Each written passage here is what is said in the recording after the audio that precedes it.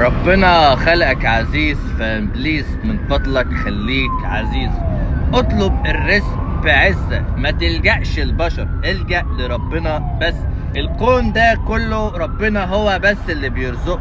تخيل اللي انت بتصحى كل يوم ربنا بيهيئ كل الاسباب عشان خاطر يرزقك، فما تلجأش لحد غير ربنا. كن عزيز، ربنا خلقنا عزاز فخليك عزيز. اطلب الرزق بعزة نفس، ما تخافش من حد، ما تخافش من بشر. كل البشر دول يعني تحت ايد ربنا، فلما تيجي تطلب حاجة اطلبها من ربنا، ما تطلبهاش من بشر.